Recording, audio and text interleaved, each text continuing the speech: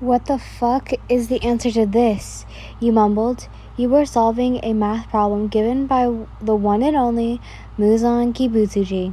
You had already taken a bath, and he gave you his sweater that you could borrow while you were busy with math. He was busy taking a bath. Are you finished? A deep voice asked.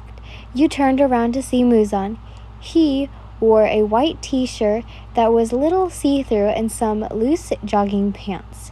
No, I'm still at question 3. He gave you not 5, but 10 questions. You thought you wouldn't do any work in your dreams. He lets out a small chuckle. I'm a little slow, okay? Wait, is this correct? You mumbled the last part. He walked up to you and sat next to you. Oh God. This is not okay, but anyways. Looks like the little lamb isn't so bright, he commented. As he looked at your answer sheet. You turned to him, confused. Little lamb, you asked. Yes, little lamb. It's my nickname for you. I mean, you are small, he simply replied. You frowned. One day, I will invade this land of tall people. You tall bitches will bow before me. You thought you soon went back to focusing on your work, but you couldn't really focus since he smells so good. I need to step up my soap and shampoo game. I wonder what brand he uses. You thought you were just answering until he snatches the paper out of your hands. Wait, sir, I'm not finished. You started jumping to grab the paper, but you couldn't since he held up his hands and was reading your answers. He let out a chuckle. How did you get the correct answer with the wrong formula? He was cut off by you accidentally falling on top of him. His first instinct was to hug you, to protect you from the impact. Both of you fell to the ground. You were the top and he was the bottom. Congrats! Are you all right, Yin? He whispered in your ear. You could feel his hot breath pressing against your neck. Thank you. Yeah, you replied. Good, he mumbled. You didn't know what to do since he hasn't let go of you yet. You mumbled. Oh, right. He soon lets you go. You got up and held out your hand. He grabbed it and you helped him back up. I'm sorry, Sir Muzan. You mumbled. No worries, he replied. He looked at you from top to bottom. You are adorable, he suddenly says out of nowhere. You were caught off guard. Your eyes widened. Oh, what? You cut off by him. It's what the sweater you're wearing right now says. He added. You looked at what was written on the sweater. Oh. You spoke out, off guard. Off guard. Still. You looked, as soon as you realized what was written. I rarely use that sweater. It was a gift from Doma. He says, you can have it. He added. Your eyes widened a bit. Really? I mean, Sir Doma gave it to you as a gift. You asked in disbelief. Yes, you can have it, he reassured you. You hesitated, but soon gave in. Thanks, you mumbled. You're welcome. He gives you a small smile. Time skip. Today, you were in a good mood. Today was a day the candidates of the cross-dressing competition would be picked. You were lucky to be in student council, since you and the others can't be picked. Today is going to be amazing, you thought as you headed to the council room.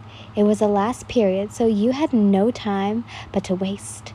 Everyone was there, and they all looked serious. You soon got confused. What's going on? You asked. Well, turns out we aren't safe from your antics, Sanemi replied. You rolled your eyes. Sanemi, don't be so rude. Anyways, Yin, our amazing president here is just going to pick 2 names from this box and be the candidates of the student council. You know, the candidates for the cross-dressing competition. Mitsuri says. What? You ask in disbelief. Chapter 26. I meant take off your jacket and your thick shirt, you told him. What? Why should I? You rolled your eyes. So I can get your measurements.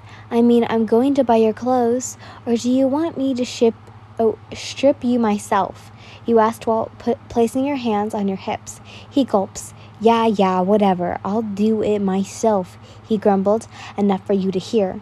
He took off his jacket and his shirt, revealing his abs. You were more focused on his scars rather than his abs, though. Can you stop staring at or just do it? He replied. Yeah, whatever. You got closer to him and started taking his measurements. As soon as you got his waist, you let out a gasp. How do you have such a small waist? Kim K could never, you commented. He didn't reply as a small blush appeared on his cheeks out of embarrassment. She's so fucking cute, he thought, and as his heart started beating so fast, out of nervousness, or as soon as you finished, he let out a sigh of relief. Well, you should wear your clothes now. The last thing I want, the janitor misunderstanding this, you were cut off by the door swinging open. Who was it? Well, it was Blake. He had a dead inside expression. Sanemi's face soon turned red out of embarrassment. He soon took out his phone and took a picture of both of you. His phone lets out a flash. Cut your ass in 4K. You rolled your eyes. It isn't what you think it is, Blake.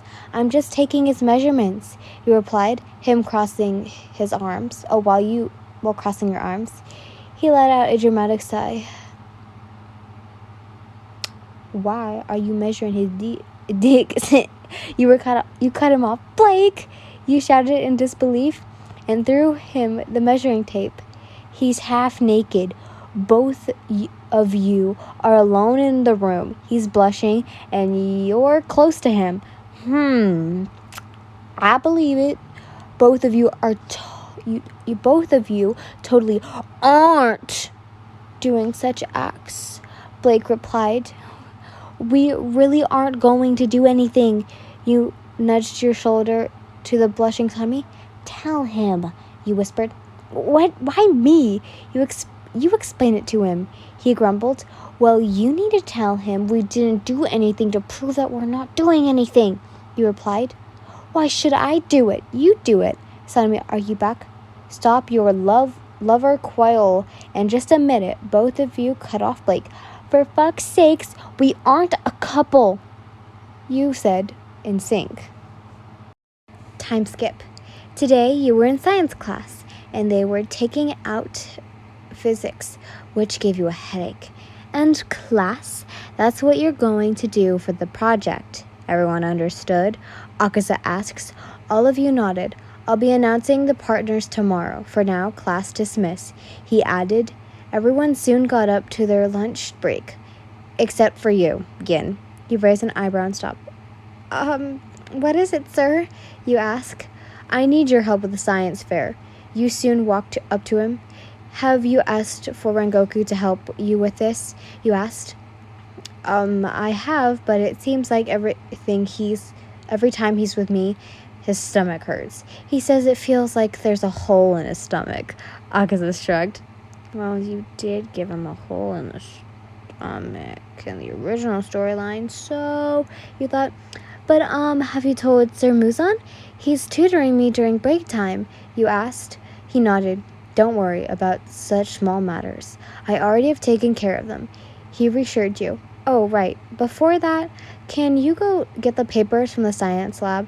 We can meet up at the storage room, he added. You nodded. Are they at the table, or? You asked. They are at the table, don't worry, he told you, and soon you left to do the task. Chapter 27, since chapter 26 was too short. Soon he calmed down. Ganya, he mumbled as tears started falling down his cheeks.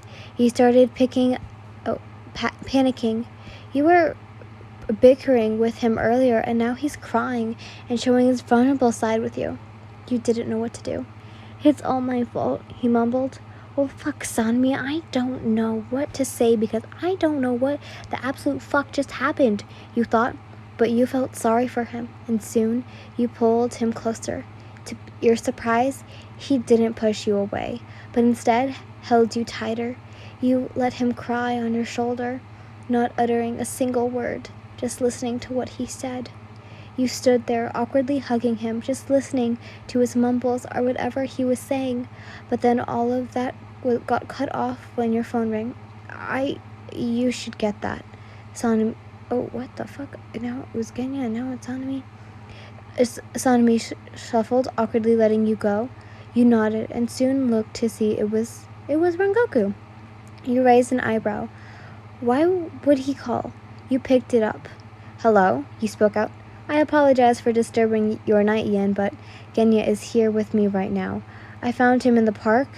I called Sanemi on his phone, but he won't pick up, Rengoku replied. Your eyes widened. Oh, then tell him to wait. Sanemi and I are going right there right now. You were cut off by Genya's voice. No way in fucking hell am I going back there, he shouted. The phone had been picked up. Sanemi looked down. Rengoku, we aren't quite before replying. Yin, I'll let him stay at my place for the night. Let's just make things cool off for now. He mumbled the last part. Okay, only you could hear it. Well, all right, Rengoku, thanks. He replied and soon hanged up. You turned to Sanemi. His facial expression is something you would never, ever forget. It showed guilt and pain. Even though he annoys you, sorry, I'm moving. Your heart can't help but feel sympathy for him. Rengoku said we found him in the park, and he'll let him stay at his place for the night, you told him. Thank goodness, he mumbled while dropping to the floor, trembling. You knew he was probably thinking, where did he go? Or where did he go wrong? How could he atone for his actions? What the pursuit of being the eldest sibling is killing him. I mean, dude has to cook, clean, basically take care of everything for his brother. You did nothing wrong, you told him. He slowly looked at you. How do you say so? He replied. I played games, sweetie. Of course, I know that your backstories are tweaked a bit, but I know damn well it wasn't your fault. You only tried protecting your siblings. But now you have an ugly reputation, you thought. I know you enough to know that you only want to protect the people around you, he replied. His chest felt a little light. For the first time in his life, someone managed to understand his interactions, even though he's shit at doing it and shit at communicating with people he cares for. He lets out a deep sigh and wiped the tears away.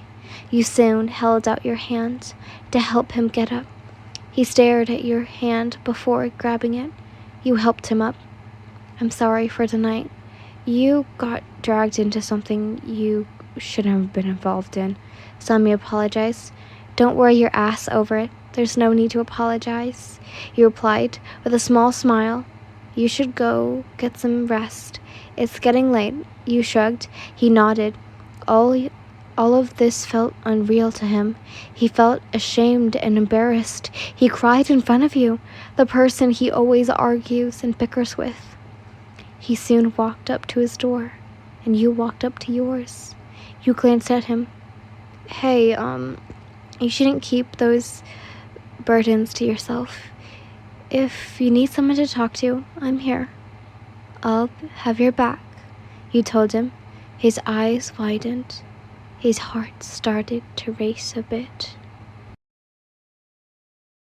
So I'm going to explain if none of you guys understood these. These 3 parts were just for the listener to become more in depth with the character, for them to for the love interest to be a little bit more, I guess, yandere for you. But anyways, I hope you guys enjoy. See you all tomorrow.